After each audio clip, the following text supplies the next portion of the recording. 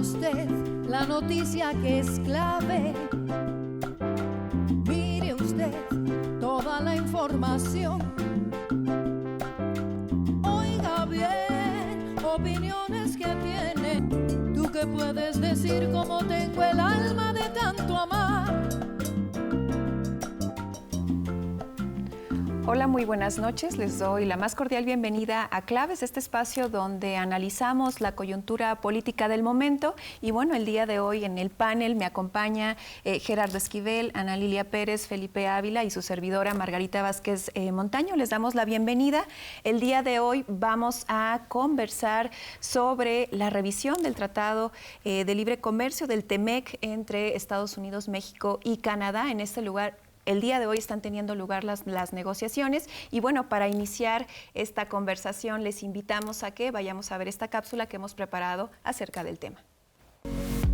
El TEMEC llegará en julio de 2026 a su primera revisión formal obligatoria, un proceso esencial para determinar y sostener la estabilidad comercial y productiva de Norteamérica hasta 2042. Esta evaluación, establecida en el artículo 34.7 del tratado, no implica una renegociación total, sino una confirmación por escrito de los tres países para extender la vigencia del acuerdo por 16 años adicionales. De alcanzarse el consenso, el tratado se renovará automáticamente. De lo contrario, iniciaría un periodo de revisiones anuales para la resolución de diferencias técnicas. Los temas centrales de la agenda incluyen las reglas de origen en el sector automotriz, las políticas energéticas y el comercio de productos agrícolas biotecnológicos. En días recientes, han comenzado encuentros preparatorios entre las autoridades de México y Estados Unidos. La presidenta Claudia Sheinbaum y el secretario de Economía Marcelo Ebrard han señalado que la prioridad de estas mesas técnicas es el retorno al esquema de cero aranceles. Para México, la revisión representa un desafío de equilibrio diplomático y económico. El objetivo fundamental es evitar que el tratado se convierta en una herramienta de presión política frente a temas ajenos al intercambio comercial y a los vínculos productivos de la región. Bien, regresamos a Claves después de ver esta cápsula general que nos pone en contexto al TEMEC y me gustaría que iniciáramos esta conversación pues contigo, Gerardo. Al final eres el especialista, el economista de esta mesa y que creo que es muy importante a lo mejor situar lo que está ocurriendo en estos últimos días y lo que viene de cara aquí a julio en esta revisión, porque pareciera que hay cierta confusión, ¿no?, respecto a lo que va a tener lugar o está teniendo lugar en estas primeras negociaciones que se están iniciando, particularmente entre los gobiernos mexicanos y estadounidenses. Coméntanos un poco al respecto, pues para iniciar la conversación. Claro, con mucho gusto. El TEMEC, recordemos, es el acuerdo comercial que sustituyó de entrada a lo que conocíamos antes como TELECAN, o por sus siglas en inglés como NAFTA, ¿no? Este acuerdo se firmó ya con el presidente Trump en su primera gestión, en 2017 empezó, ahí anunció el inicio de la renegociación y el acuerdo entró en vigor en 2020. La gran diferencia entre este nuevo tratado y el anterior es que el anterior parecía ser indefinido, tenía una vigencia indefinida. Trump lo que quiso, insistió mucho en que tuviéramos una cláusula que le pudiera poner fin al acuerdo si así se deseaba. Y le puso esta cláusula que se llama Sunset Clause, que es como atardecer, como cuando puede terminar el acuerdo. Y eso implica que cada 6 años se revise. Entonces, ahora en 2026 toca esta revisión, donde los países tienen que decir si estamos de acuerdo en seguir o no.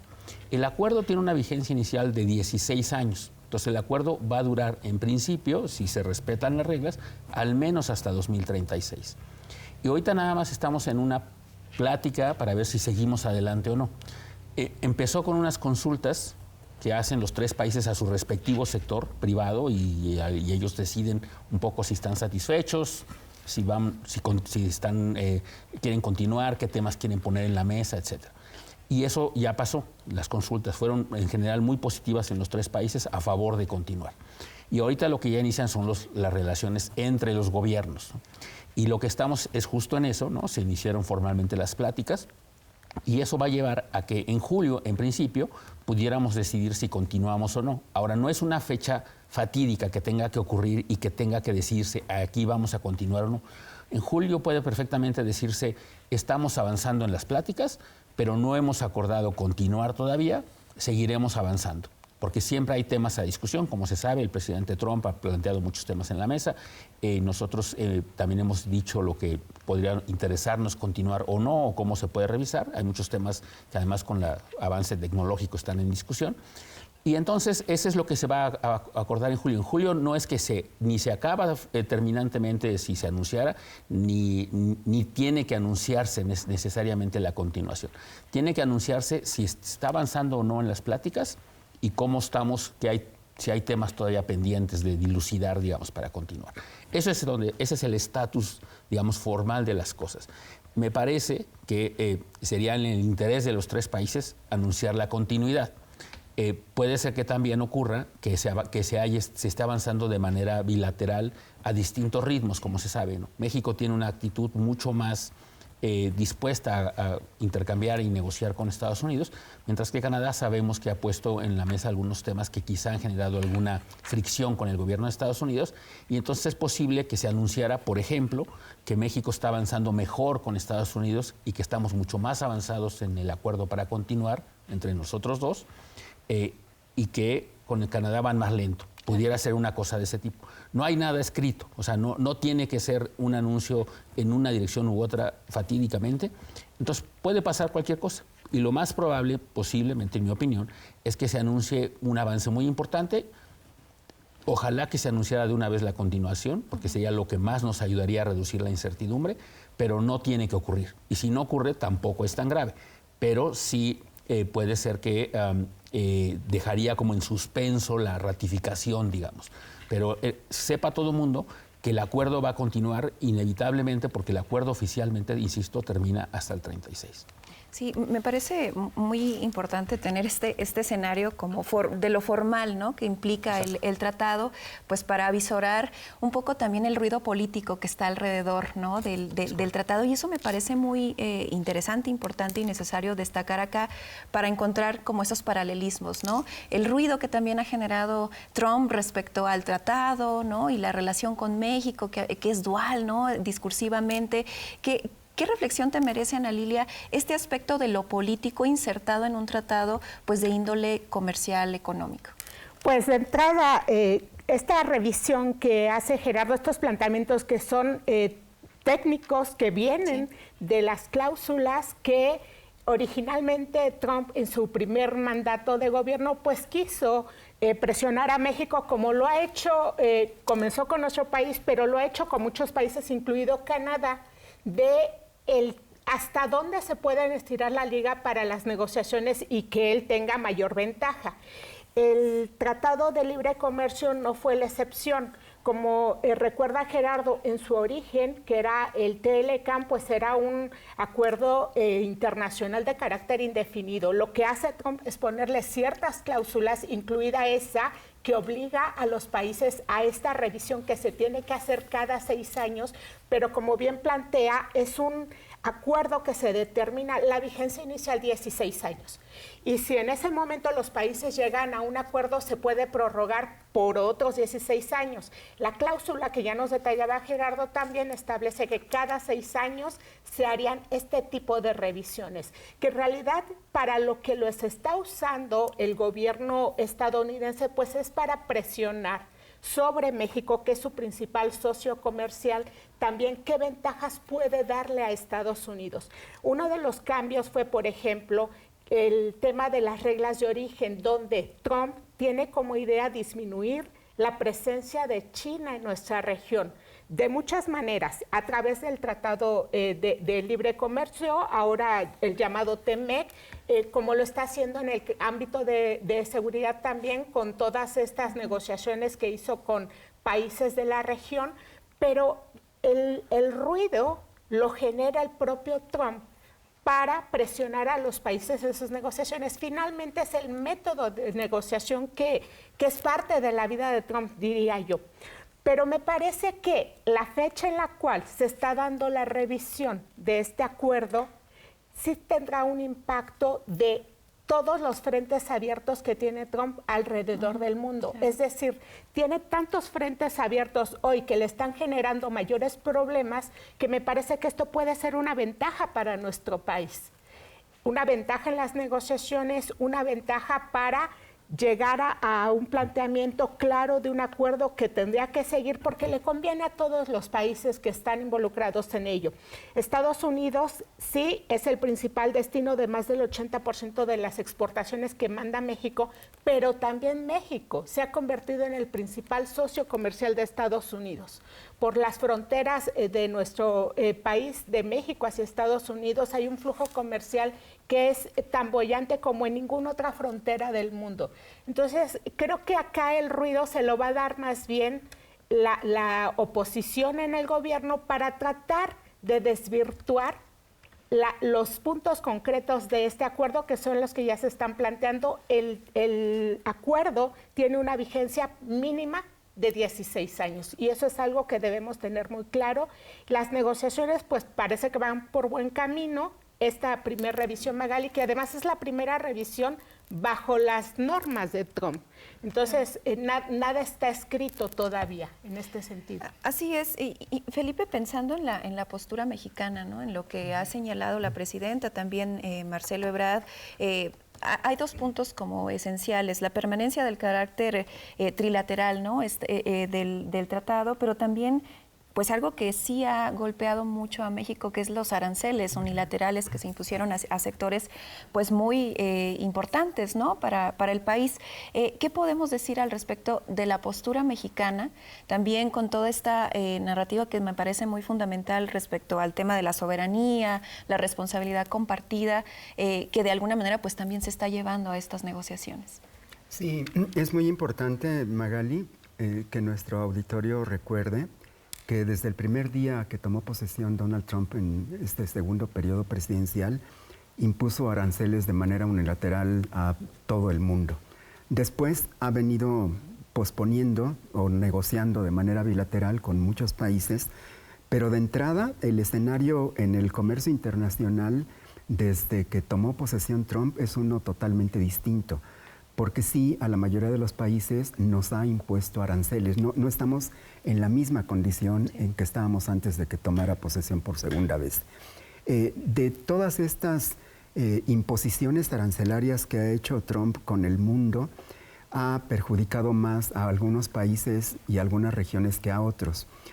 En todos estos meses, México, a pesar de que también nos ha impuesto aranceles, han sido menores que los que le ha impuesto al resto de los países, y aunque todos estamos en una condición distinta, la posición relativa de México es mejor que las de los otros países porque a nosotros nos ha impuesto una tasa menor arancelaria. De entrada, casi podríamos decir que Trump desapareció el TEMEC y todos los acuerdos bilaterales que tenía, porque si bien es cierto que se ha podido negociar de manera bilateral con Estados Unidos que nos reduzca las tasas aranceleras que nos quería poner desde el principio, ahorita, por ejemplo, solo el 85% de los productos mexicanos que le vendemos a Estados Unidos están libres de arancel porque cumplen con todas las condiciones que Trump está exigiendo para el comercio bilateral. Pero de ese otro 15% hay sectores que son muy importantes. El sector automotriz, por ejemplo, si no tiene un 75% de componentes dentro de Estados Unidos, México, Canadá, tiene que pagar el 25%. Y en acero y aluminio tenemos un arancel del 50%. Entonces, la postura de México es que se eliminen esos aranceles. Lo ha dicho la presidenta, sí. Lo ha dicho también el secretario de Comercio, que la postura de México, el objetivo de México, sería que dentro del TEMEC, una vez que se acordara la continuación bajo nuevas condiciones, quedaran exentas todas las mercancías. Esto creo que es extremadamente complicado. No sé si Trump esté dispuesto a hacerlo, porque además, bueno, también la Suprema Corte ha tratado de ponerle un freno, de Estados Unidos, ponerle un freno a estas medidas unilaterales que ha tomado el gobierno de Trump. Y hay ahí un litigio jurídico que, aunque está la resolución de la Corte de que son ilegales, anticonstitucionales, de todas maneras Trump ha insistido en que las va a seguir imponiendo y sigue amenazando con eso. Y esto se refleja pues en los estados de ánimo con los que el mundo se amanece casi todos los días, porque por ejemplo, No podemos ya venderle petróleo a Cuba porque Trump nos ha amenazado, bueno, o venderle o transferirle, otorgarle, porque Trump nos amenaza con imponernos aranceles. Entonces, el efecto dañino que tendría esa medida en caso de que México lo hiciera, pues ha hecho que en la realidad ya no se pueda seguir abasteciendo con petróleo a la isla de Cuba, que ahorita tanto lo necesita. Entonces, me parece que lo que es importante es que si no se decide continuar o si no se hace explícito y no se muestran los avances y los acuerdos bilaterales o trilaterales que hay, creo que el panorama de incertidumbre es muy grave porque se detiene el crecimiento económico, se detienen las inversiones. De hecho, bueno, hay sectores que están vendiéndole más a Estados Unidos que antes, pero por ejemplo, el sector automotriz, que el exportador mexicano sí ha caído en sus ventas al mercado del norte, ¿no? Entonces creo que sí, a los tres países nos convendría la certeza, la certidumbre de que se decidiera su continuación, pero creo que a Trump le encanta vivir en este mundo de incertidumbres y siempre al filo de la navaja. Entonces pues creo que nos esperan meses complicados que tienen repercusiones pues, en los mercados financieros, en las bolsas de valores, etcétera, ¿no? Sí, me parece pues, esencial lo que tocas, Felipe, y me gustaría pasarles la palabra a Gerardo pensando en cuáles son las condiciones económicas de Estados Unidos. Es decir, por un lado está esta incertidumbre que genera narrativamente Donald Trump y que justamente nos mantiene en un hilo todos los días en el mundo. ¿Qué dice el sector empresarial respecto al tratado? Incluso pues ya nos hablabas que hubo un proceso previo, ¿no?, de consulta. Es decir, ¿cuál es el escenario real a nivel económico, comercial, que tiene lugar en Estados Unidos y que de alguna manera pareciera que se contradice respecto a lo que está señalando Trump un día sí y el otro también? Sí, a ver, el entorno en el que estamos operando es un entorno en el cual prácticamente todo el sector privado se ha manifestado a favor de la continuación, ¿no?, del acuerdo de libre comercio, tanto de Estados Unidos, México y Canadá. Es importante lo que señalaba Felipe de los efectos que tiene esta discusión que está ocurriendo y la incertidumbre que genera sobre su continuación, ¿no?, y el carácter de esta continuación. Los efectos han sido de dos tipos, ¿no? Hay efectos en el comercio y efectos en la inversión. Los efectos en el comercio son los que ya decía Felipe, ¿no?, que es México quedó en una postura relativa favorable, paradójicamente, ¿no?, digamos, contra todos los temores que teníamos de ser un país que iba a ser muy afectado, terminamos siendo un país relativamente beneficiado porque los aranceles que tenemos nosotros son más bajos que los de otros países, básicamente por lo que entra por la vía del TEMEC, que no está sujeto a los aranceles, ¿no?, de lo que sí se respetó, digamos, que es una parte muy importante, pero no es todo, como ya lo decía Felipe, ¿no?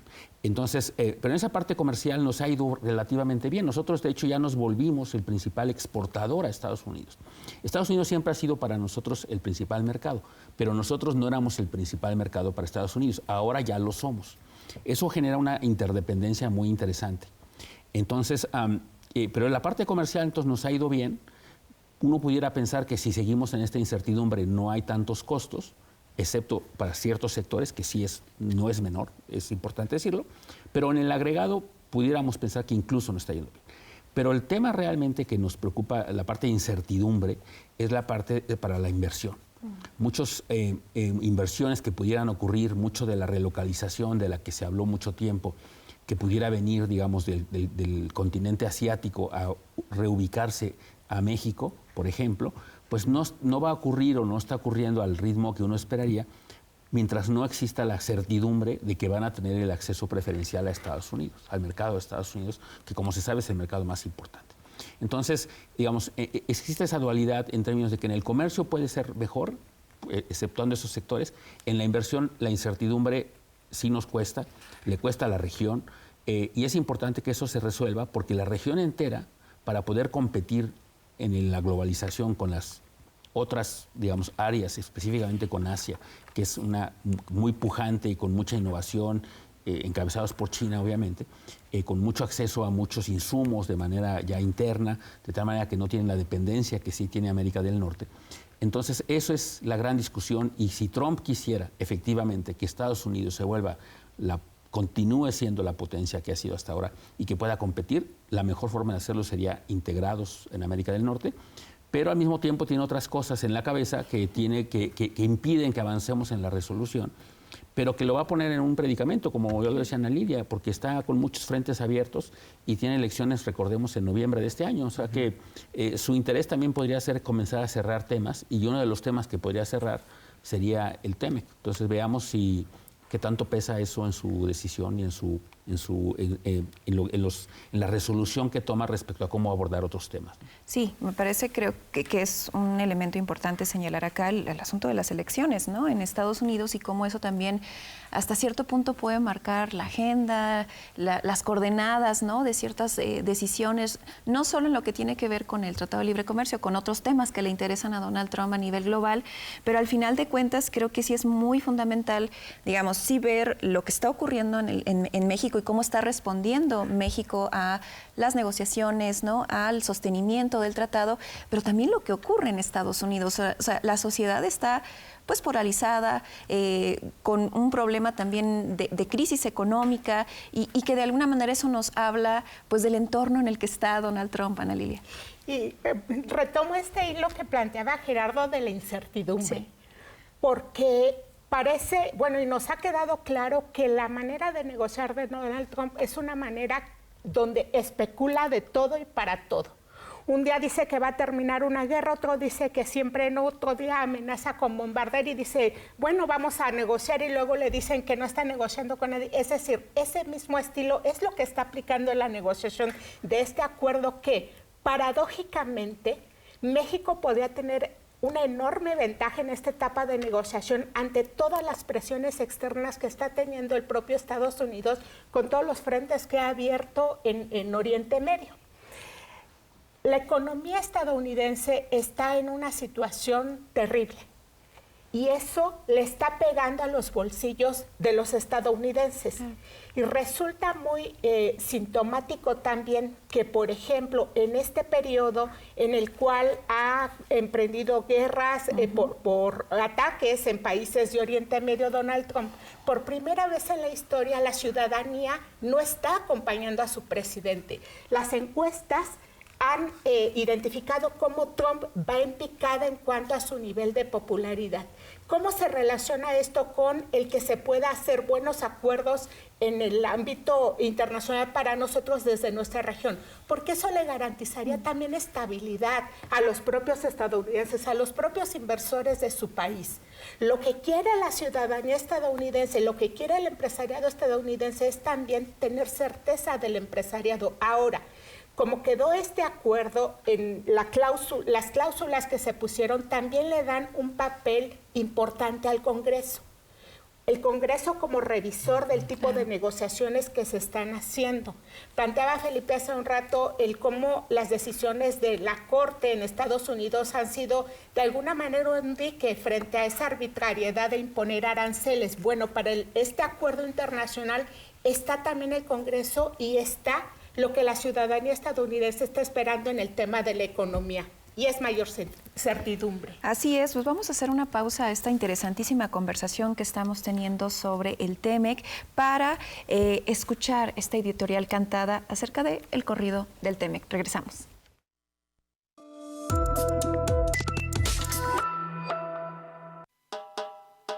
Desde el lejano oeste del Estado de México, a este cha-cha-cha del cercano oeste. Negociamos un tratado que lo llaman el TEMEC, y Donaldo, muy malvado, hoy lo quiere hacer bistec. Hoy Donaldo me amenaza a mí y negocia y hace trama por todo Mississippi.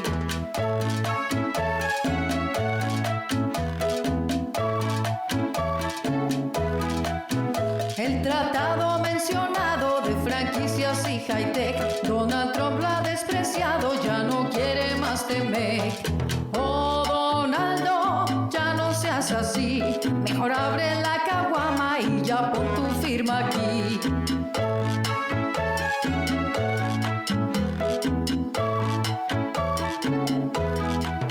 Si me siento con Donaldo para el tratado negociar, quiero tener un respaldo, no vengan a bombardear. Oh, Donaldo, no me la hagas de tos, ya tienes muy mala fama de negociador atroz.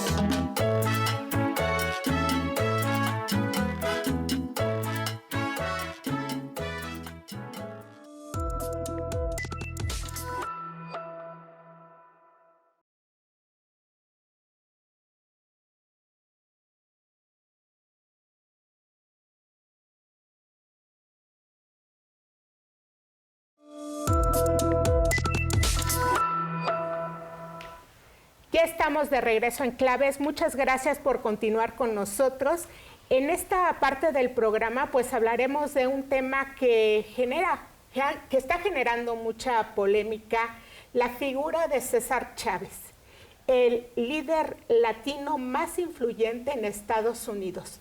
Cada año, el 31 de marzo, en Estados Unidos, desde el año 2014, se conmemoraba el Día de César Chávez, pero este año la conmemoración cambia de nombre, se llamará el Día de los Trabajadores Campesinos, y esto viene con toda la polémica en torno a este líder latino. Para plantear el tema, para discutirlo, vamos a ver primero esta cápsula. Venerado tradicionalmente como uno de los máximos referentes de la lucha campesina y los derechos civiles de los latinos en Estados Unidos, César Chávez enfrenta hoy una revisión crítica de su legado.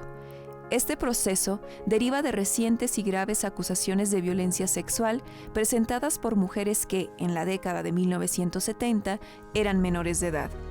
Una investigación publicada por The New York Times evidencia un patrón de abusos sistemáticos por parte del líder sindical, sustentado en testimonios que describen agresiones perpetradas desde una posición de poder. A estas denuncias se suma la de la cofundadora de la United Farm Workers, Dolores Huerta, quien a sus 95 años rompió el silencio al revelar que también fue víctima de abuso por parte de Chávez, señalando que mantuvo el secreto para no fracturar al movimiento. Como consecuencia, ciudades en California, Arizona y Texas han cancelado las celebraciones en su honor y se ha abierto un debate nacional sobre el retiro de sus monumentos. En un acto de alto impacto simbólico, la alcaldesa de Los Ángeles, Karen Bass, firmó una proclama para renombrar oficialmente el Día de César Chávez como el Día de los Trabajadores Agrícolas, priorizando el reconocimiento al movimiento colectivo por encima de la figura individual. El New York Times en Estados Unidos publica una muy amplia investigación periodística, producto de más de 4 años de entrevistas, de testimonios, de pesquisa periodística, en la que documentan abusos que habrían sufrido mujeres que formaban parte de todo el movimiento campesino liderado por César Chávez. La figura de él entonces se pone bajo la lupa, bajo el escrutinio público a partir de estas acusaciones. La Fundación César Chávez dice: creemos, apoyamos a las víctimas, vamos a revisar, Magali, todo lo que está pasando en torno a esta figura, que además nos está colocando en un contexto donde hace unos años tuvimos un Me Too que destapó muchas cosas. Ahora toca esta revisión a una de las figuras latinas más influyentes en Estados Unidos. Hay escuelas, hay calles, hay avenidas, hay centros de estudio que llevan el nombre de César Chávez. ¿Qué te dice toda esta historia? Pues primero creo que hubo un desconcierto, ¿no? Generalizado, un poco lo que pasó con Chomsky y su presencia en los archivos Epstein, sobre todo para ciertos sectores de la sociedad que están en el espectro de las izquierdas, pero también encausadas en los movimientos sociales en favor de los derechos humanos. Digamos, la figura de César Chávez era una figura muy importante, por un lado, para los trabajadores agrícolas de origen mexicano principalmente, pero bueno, latinos sobre todo, pero también para el movimiento chicano. O sea, si uno visita estados como California, bueno, los murales que son muy peculiares, ¿no?, del arte chicano, pues siempre estaba presente, y está presente César Chávez. Claro, porque bueno, fue uno de los principales líderes de este movimiento de trabajadoras y trabajadores agrícolas en un marco muy peculiar en la historia de Estados Unidos, que es la lucha por los derechos civiles. Es decir, al tiempo que los afroestadounidenses estaban luchando por los derechos civiles, por un lado teníamos una movilización en contra de la guerra en Vietnam, a las feministas, por otro lado surge este movimiento de trabajadores agrícolas en ese marco contextual. Ahora bien, ¿qué nos dice, ¿no? esta revisión, esta lupa, que ningún tipo de movimiento social, en ningún espectro, derecha, izquierda, donde lo queramos poner, está exento de las violencias de género, ¿no? Y eso creo que es un elemento muy importante que nos lleva a repensar la ética, ¿no? Política de los movimientos sociales. Un poco retomando lo que se señaló en el reportaje de New York Times y que después se suma Dolores Huerta con su propia denuncia, la cofundadora junto con César Chávez del Sindicato de Trabajadores Agrícolas de Estados Unidos, es, por un lado, hay una lógica sistemática por parte de un líder que es carismático y por otro lado, fundador de un sindicato tan importante del que estamos hablando, y hay una lógica de violencia sistemática en donde además estamos hablando al menos de 2 mujeres que eran menores de edad en el momento de los abusos sexuales que fueron víctimas. Y por el otro, en esa sistematicidad de la violencia, de la práctica machista y patriarcal, ¿no? Del ejercicio del poder, tenemos el silencio, ¿no? Por parte de estas mujeres. Y el argumento de todas es: no quisimos dañar al movimiento, ¿no? en su momento, cuando ocurrieron los casos. Y creo que eso también habla mucho de cómo funcionan los organismos políticos de cualquier tipo, en donde pareciera que es más importante sostener al movimiento, ¿no? La lucha de clase, la lucha obrera, frente a lo que están viviendo las mujeres que en realidad forman parte de ese movimiento. Y eso nos habla de la intersección, pues, entre capitalismo y patriarcado, ¿no? Es decir, al final de cuentas es esa constante dentro de la organización política que pues es revelada en este reportaje del New York Times, pero que pues sumó la denuncia pública de una mujer de más de 95, 96 años, ¿no? Dolores Huerta. El peso del silencio, dice Dolores Huerta en la carta que ella hace pública, porque ella cuenta también cómo se estaba haciendo esta investigación periodística del New York Times. Los periodistas pues tratan de contrastar también la información, y una manera de contrastar era consultar a la propia Dolores Huerta. Sí. Y es cuando ella, previo a esta publicación, expone que ella misma fue víctima de estas agresiones que ella misma detalla en la carta y dice: hoy rompo mi silencio. ¿Y qué hacemos con todo eso que se revela, Felipe? ¿Cómo hacemos esa revisión histórica? ¿Qué va a pasar con ese legado en términos históricos de una figura como César Chávez? ¿Qué hacer con todo lo que ahí está escrito, con estas historias que incluso hay hasta libritos de César Chávez para niños? Así de influyente ha sido esa figura. ¿Qué nos toca hacer en estos tiempos ante silencios que han expuesto, que se rompieron esos silencios y que exponen esto que no podemos pasar de largo?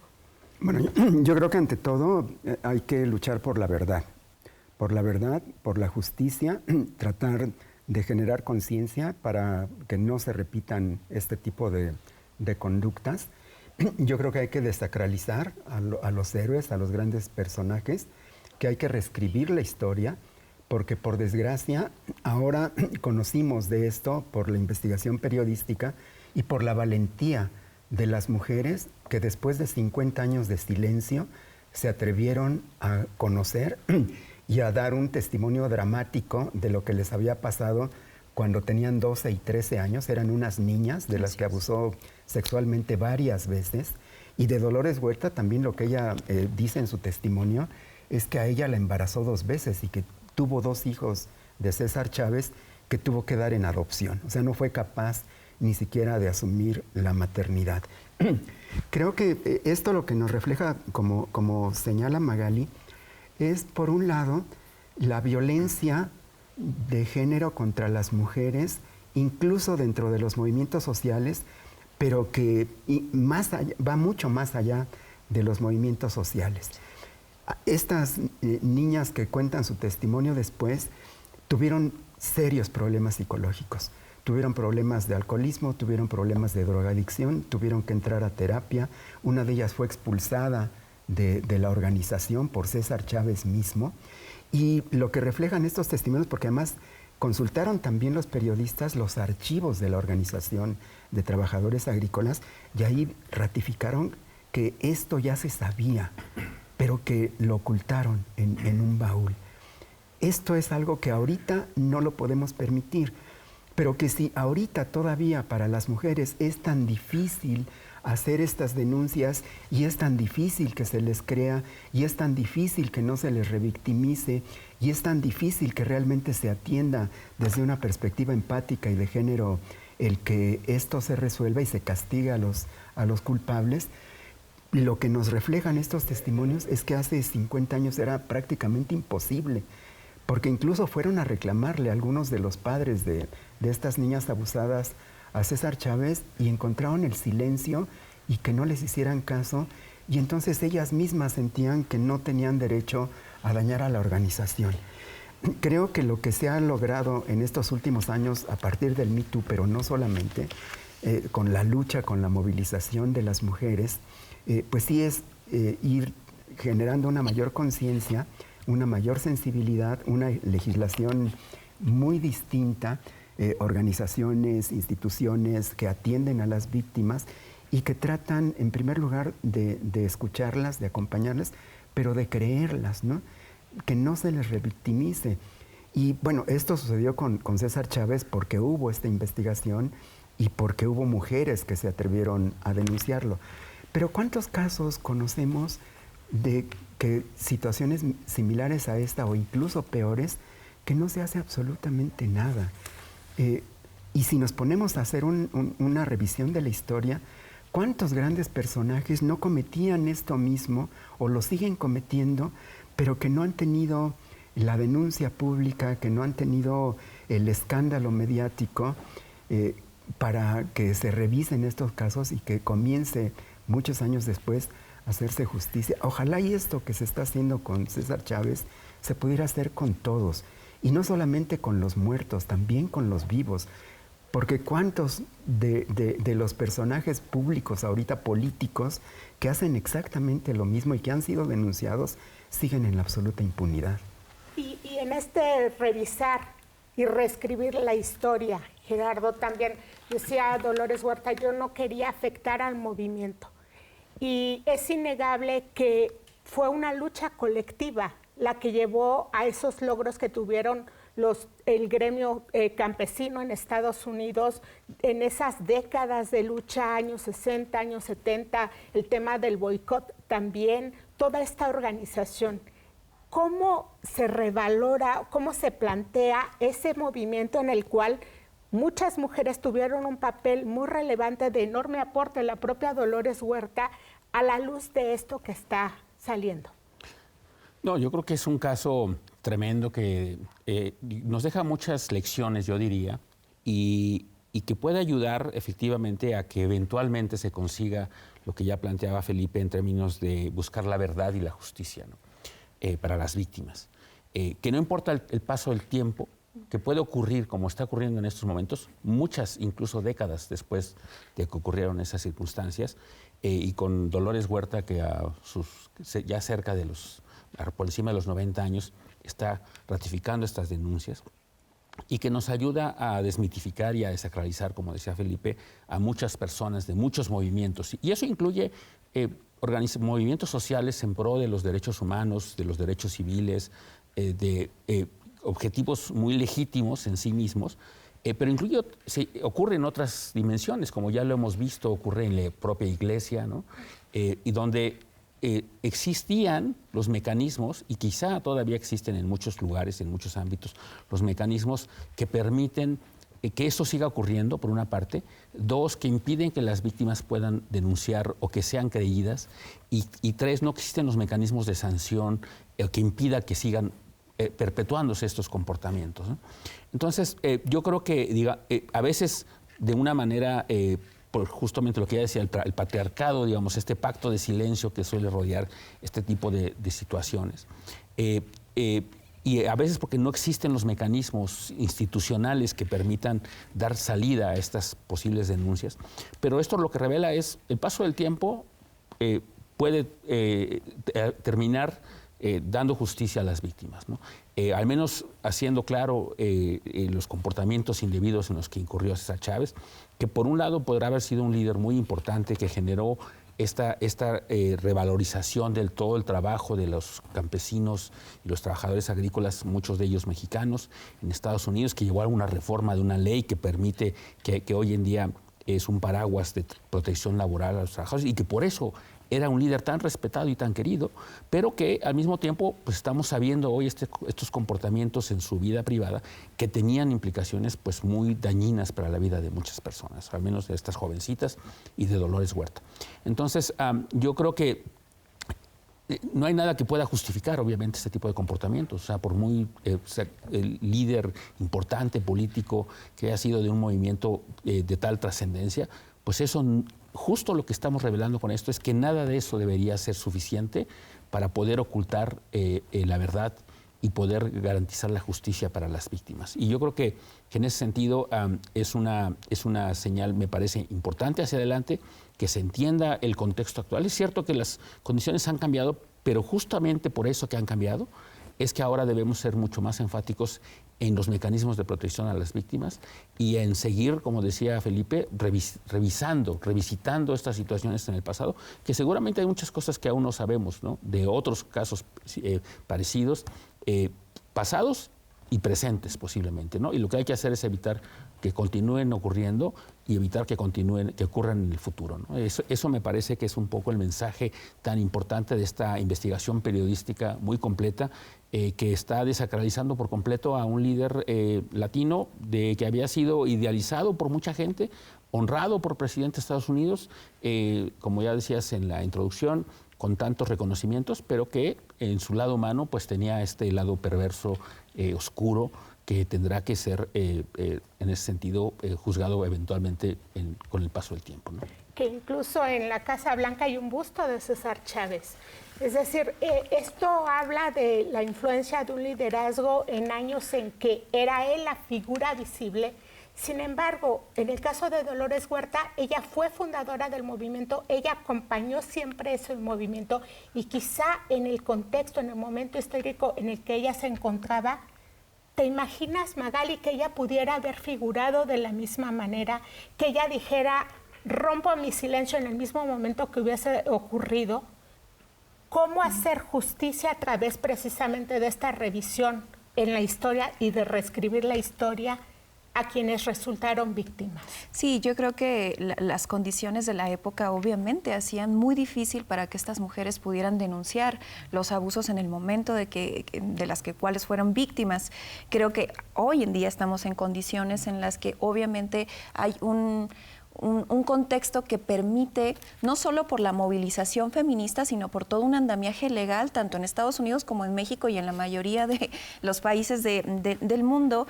Pero lo que sí creo es que lo que estamos viendo en estos momentos plantea varias cosas, ¿no? Y me gustaría señalarlas. Primero, es un desafío ético, ¿no? Y estructural para los movimientos sociales, para los sindicatos, para las organizaciones políticas del cuño que queramos, ¿no? También plantea cómo se construye y se protege el poder en los espacios de lucha, ¿no? Y obviamente la experiencia que tenemos ahora de César Chávez con este lado oscuro, pero incluso criminal, porque estamos hablando de un delito que cometió César Chávez en la época. Violó al menos a 2 menores de edad, y eso está penado por la Constitución del Estado de California, ¿no? También plantea el fin de la excepción, es decir, históricamente se operaba bajo la premisa de que la causa justificaba todo, ¿no? Y minimizaba este tipo de violencias y de estas fallas, ¿no? De los personajes, de los líderes, pero que en realidad, como decía, son delitos. Los peligros del culto a la personalidad, eso también lo plantea, ¿no? Si el liderazgo más bien debería de ser colectivo. Me parece un buen avance por parte de diputados del Congreso de California que hayan, es decir, no eliminado la conmemoración, reformulado a través de decir es el Día de los Trabajadores Agrícolas. Y la idea de, bueno, realmente son organizaciones horizontales o no lo son? Hay que preguntarnos eso.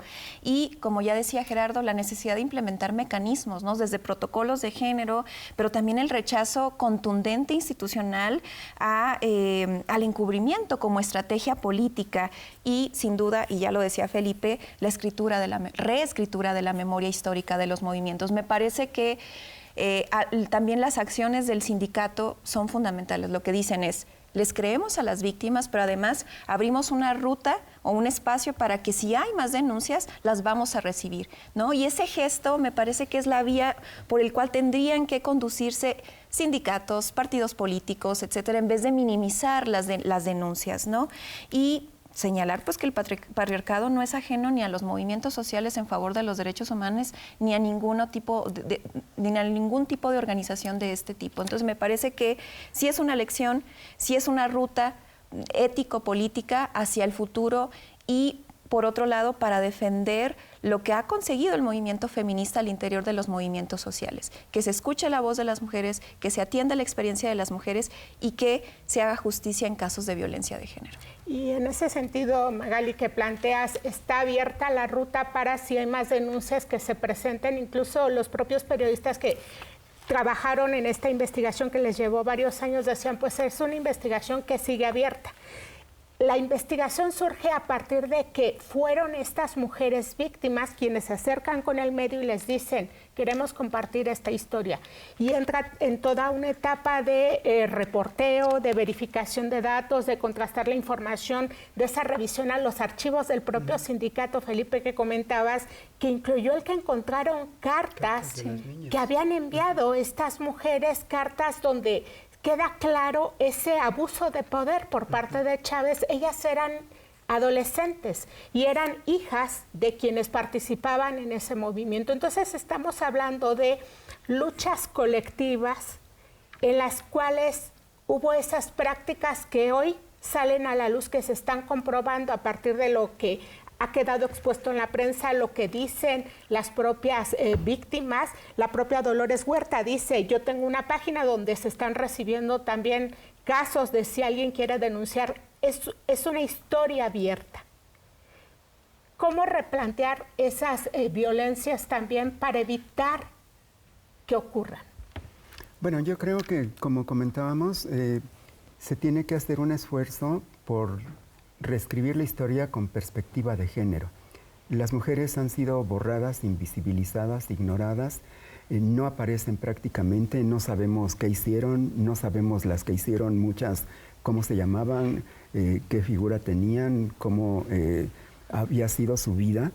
¿Cuántos de los personajes, cuando nos ponemos a ver la historia, eran iguales a César Chávez o incluso peor, ¿no? Es como el gran personaje que abusa del poder y que utiliza ese poder para cometer este tipo de prácticas depredatorias, ¿no? Entonces, yo creo que lo que hay que hacer es concientizar, creerles a las mujeres, establecer mecanismos de protección, establecer mecanismos de justicia y acabar con la impunidad, acabar con el encubrimiento. Y también hay muchas mujeres que también siguen siendo parte de que se perpetúen esas prácticas depredatorias y abusivas, y lo hemos visto incluso en México recientemente. Reescribir la historia, Felipe, con perspectiva de género y abrir esos cauces contra la impunidad, porque ahora mismo tenemos muchas figuras a quienes no se aplica la ley a pesar de que han cometido crímenes probados. Gerardo. Así es. Retomo ese punto nada más para decir que en el caso de César Chávez, la diferencia enorme es que él ya falleció. Y entonces lo único que queda es revisar su legado, ¿no? Pero él en vida pues no estuvo sujeto a esta investigación, no se pudo llevar a cabo, ejercer la justicia cuando él estaba vivo, ¿no? Pero tenemos muchos casos en la actualidad todavía de gente que está viva, que ha sido denunciada o que podría ser denunciada en los años subsecuentes. Y creo que eso es muy importante, justo para la reivindicación de la justicia, ¿no? Y la verdad. Tenemos el caso de muchos políticos en Estados Unidos, el presidente Trump, para no ir más lejos. En el caso de México también hay denuncias de líderes de distintos ámbitos. Y yo creo que eso es a donde tenemos que avanzar, justo para acabar con este silencio y encubrimiento que ocurre en muchos ámbitos, pero también en la búsqueda de la verdad y la justicia para las víctimas. Creo que eso es lo importante y ese es el mensaje de esta situación que reveló la investigación del New York Times. Búsqueda de verdad y búsqueda de justicia en estos casos, y que los silencios se rompan, que se aplique la ley, que se revalore la figura de personas como Dolores Huerta, como tantas otras víctimas. Eso sí nos toca a nosotros como sociedad. Ese es nuestro reto en estos tiempos. Concluyó el programa de hoy. Muchísimas gracias a ustedes por acompañarnos. Gracias a mis compañeros por lo que hoy analizaron en esta mesa. Los esperamos la próxima semana en Claves. Recuerden, por Televisión Mexiquense.